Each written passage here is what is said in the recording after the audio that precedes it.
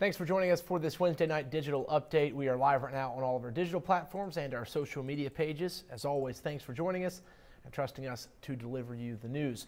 We begin with a developing situation in Richmond Hill, an interesting situation to say the least. City leaders there are asking one of their own colleagues to step down. Mayor Russ Carpenter says he heard Councilman John Festerman Jr. was living and working in Columbus last week. The two then sat down last week. According to the mayor, Festerman said he had taken a job in Columbus, but that he would be visiting Richmond Hill every week. Due to the councilman's limited availability, the mayor and another council member asked Festerman to step down. Mayor Carpenter says the councilman made a decision to resign this coming June, but has since changed his mind. A couple of days later, he texted me and said, "I'm going to stay on the rest of my term." So I consulted, obviously, with council, and we decided to release a limited statement Saturday. I informed him that that's what we were going to do, and we were going to publicly ask for his resignation. It is very important for us to point out that Mayor Carpenter says Festerman is not breaking the city's charter because the only requirement needed for someone to sit on council is that he or she must have lived in the city for at least 2 years. We did reach out to Festerman for comment, but we have not heard back. Now to a developing story in the Lowcountry. A Hilton Head Island principal, the Hilton Head Island High School principal, is on leave tonight, and documents and a new audio recording that we have are outlining why she is on administrative leave.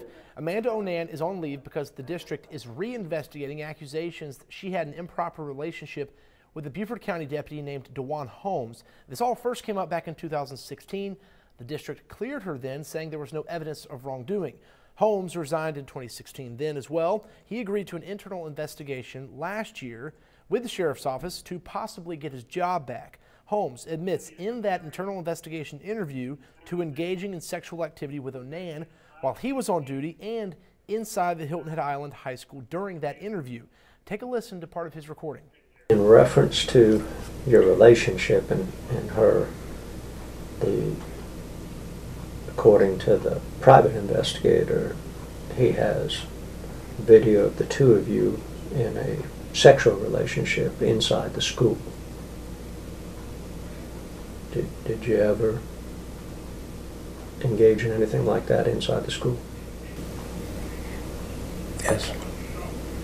Did you ever do it while you were on duty?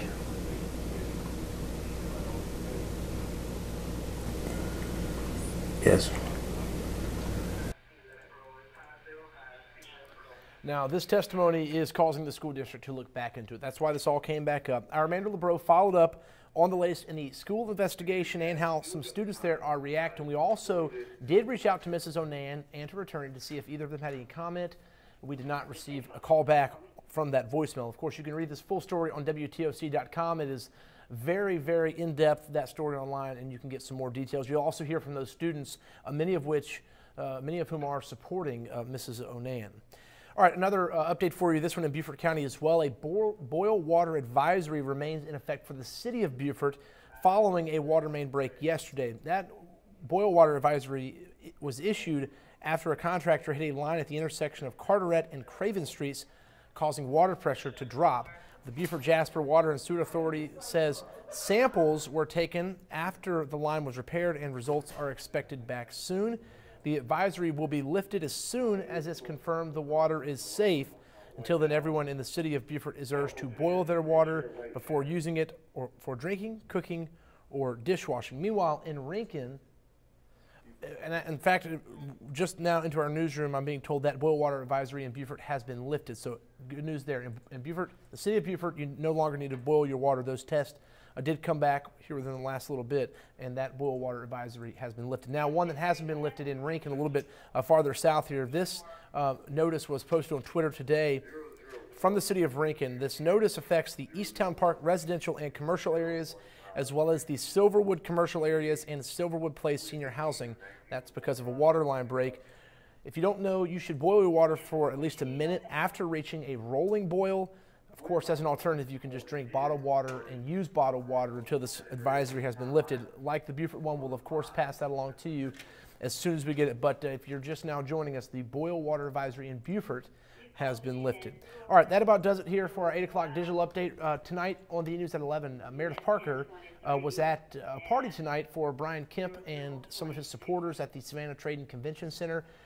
Mr. Kemp is making several stops around the state through Saturday, thanking people who voted for him, making him the state's 83rd governor. He'll, of course, be sworn in on Monday.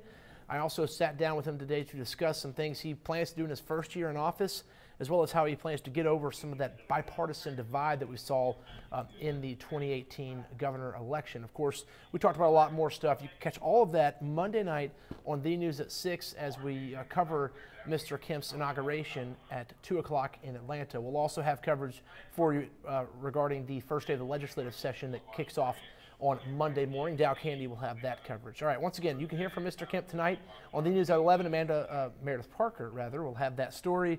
She is covering that party right now. Dawn Baker will be with you, of course, as well as Jamie Ertl. We'll have another news update at 10 o'clock, and then Jamie has her weather update at 9 o'clock. Have a great night.